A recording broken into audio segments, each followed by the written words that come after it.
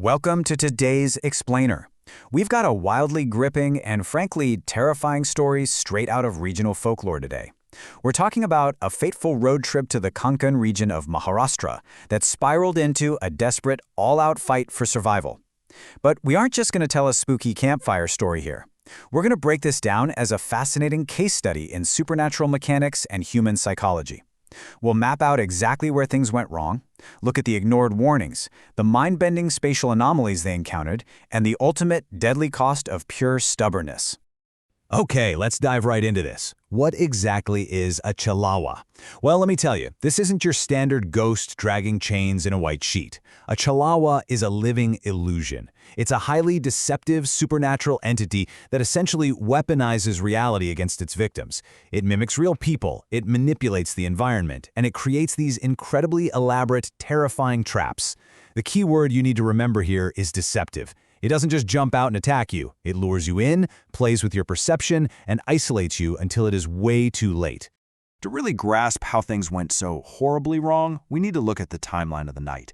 It's honestly like watching a slow-motion car crash. At 4 p.m., our protagonist, Manoj, his wife Anu, and their hired truck crew get off to a delayed start. By 7 p.m., darkness falls, bringing those first creeping waves of anxiety. 10 p.m. is a massive turning point, with a stop at an isolated dhaba.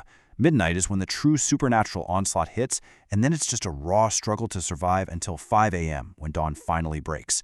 Let's trace these steps and see how a simple scheduling delay turned deadly. So, let's get into Section 1, the ill-fated departure. Every disaster has an inciting incident, and here it's a classic clash between modern urgency and ancient local wisdom. Listen to this warning from the truck driver. He literally tells Manoj, going through the Konkan route at night means putting your own head in the mortar. It's not robbers roaming there, it's the Chalawa. I mean, that is a massive red flag, right? The driver is a local, he navigates these roads for a living, and he is terrified. He's clearly outlining that the threat isn't physical, it's not thieves or bandits, it's something completely unnatural. He practically begs them to just wait until morning. And how does our guy Manoj respond?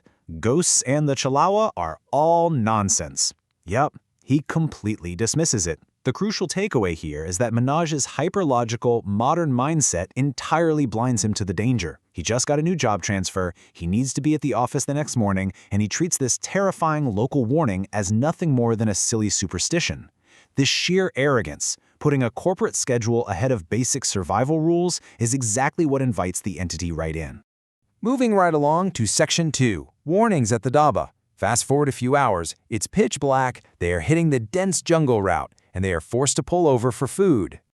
The clock strikes exactly 10 p.m. This right here, this is a major turning point in our explainer today. They pull into a roadside eatery and it is completely empty. No customers, no noise. The profound isolation of the night has officially set in. They're stepping off the grid of the normal world and right into the Chalawa's playground. It's absolutely wild when you look at how many times Manoj was warned and how he just kept rationalizing it all away. It's a perfect snapshot of the psychology of denial. The truck driver warns him. Manoj uses his office job as an excuse. The dhaba owners explicitly tell him that absolutely no one travels past 10 p.m. and offer him a room. Manoj brushes it off as a financial scam, thinking they just want a commission.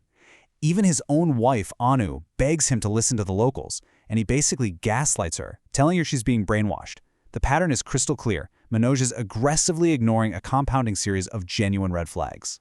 Now, what's really interesting here is how the folklore mechanics begin to subtly escalate before the main attack. It's not a jump scare right away, it is psychological conditioning. Anu hears phantom footsteps. A cat startles her, a classic misdirection, right? Later on the road, she sees a bloodied man who vanishes into thin air. It's a horrifying visual designed to create absolute panic inside the confined space of that truck. But please, pay very close attention to this final detail. The driver takes a solitary 5-minute trip to the washroom right before they leave the dhaba. Keep that in the back of your mind, it is absolutely vital to the climax. Which brings us to Section 3, the silent wedding procession. The group is back on the road, the tension is sky high, and suddenly they hit their first undeniable manifestation of the Chalawa. Just imagine the sensory horror of this. A normal Indian wedding procession, a barat, is loud, right? It's joyful, there's a blaring brass band, drums, people cheering. But the procession blocking their truck, In the dead of the jungle, it is fully decorated. It is packed with people. Yet it is completely, eerily silent. No instruments, no voices. Just a mass of figures moving in absolute dead silence. It's a deeply unnatural and terrifying twist on something that's supposed to be a celebration. Absolute panic sets in. The truck's helper, Chotu, is practically begging the driver to back up and get away from the silent crowd. But here is the horrific realization. As the driver throws the heavy truck into reverse and checks his side mirrors, the exact same silent procession is marching towards them from behind. They are completely flanked. The illusion has surrounded them and cut off their only escape route. And that traps them, leading us right into Section 4, trapped in the loop. With no way backward, the driver hits the gas, pushing the truck to its absolute maximum speed to break through. But remember, the Chalawa bends space itself. And this brilliantly illustrates how the spatial loop mechanics of the haunting actually work. It is literally a supernatural treadmill. Step 1. In their frantic escape, they speed past a distinct landmark, a roadside water pot, known as a piao, resting next to a bench that reads Kankan 2 hours away. Step 2. They drive forward at max speed for a good chunk of time. Step 3. The truck violently slams on its brakes. Why? Because they've arrived right back at the exact same water pot and the exact same bench. No matter how fast they drive forward, the dark road is just looping them back to the exact same spot. Then, the trap fully snaps shut. The truck just dies, mysteriously, all on its own. Knowing they are sitting ducks inside a giant vehicle, they make a desperate call to abandon it. Pushing through the bushes, they spot a small, slightly dirty house, and it has a suspiciously welcoming lit lantern and exactly 2 beds waiting for them. They lock themselves inside, but the sheer psychological exhaustion of being trapped in a spatial loop takes its toll, and despite the active monster outside, their bodies betray them. They all unexpectedly, deeply fall asleep. Which brings us to the bloody climax of our explainer. Section 5, The Mirror's Deadly Truth. A few hours pass, and the eerie silence of the house is suddenly shattered. A water glass falls and shatters. Anu jolts awake, rubbing her eyes, and she just screams. Lying completely dead on the floor is the truck helper, Chotu. The flesh of his neck has been brutally torn open. The entity didn't stay outside in the jungle. It is locked in the tiny house with them. So the terrifying question instantly becomes, who killed Chotu? What follows is just a master class in pure supernatural paranoia. The survivors instantly turn on each other. The driver aggressively points his finger at Anu. He claims she is the Chalawa in disguise. His logic? She went to the Daba bathroom alone, she hallucinated the bloody man, and she made them stop the truck. But Manoj jumps in to defend his wife, and he points out a crucial detail. The driver also took a solitary trip to the washroom right before they left. Boom. The seed of doubt is planted. In that tiny room, absolutely everyone is a suspect. And then, the paranoia erupts into total physical chaos. The driver attacks Anu with a heavy wooden stick. Manoj jumps in and takes a brutal blow to the head. But in the struggle, the driver drops his weapon. Now watch how the folklore rules come into play. As the driver bends down to grab the stick, Manoj catches a glimpse of a small, dirty mirror leaning against the floorboards. He sees the room, he sees himself, but he realizes with absolute, bone-chilling horror, the driver casts absolutely no reflection.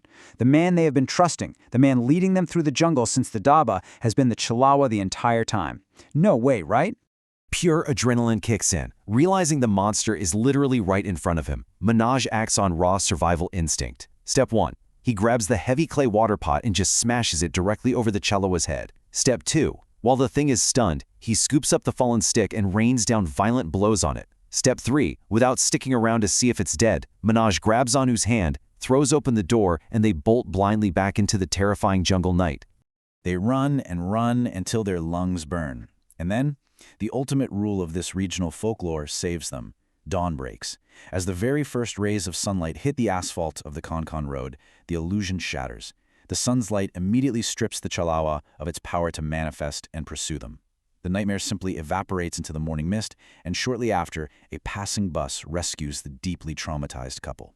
Manoj and Anu made it out, but the original truck driver and poor Chotu, they lost their lives to the entity. And honestly, it was all because of pure logical stubbornness. Manoj thought he was so much smarter than the local legends. He thought his modern office schedule mattered more than the ancient rules of the dark. So I leave you with this thought to ponder. In a world where we think we have everything figured out, what truly happens when you ignore the ancient warnings of the night? Thanks for hanging out with me for this explainer today. Stay curious and stay safe out there.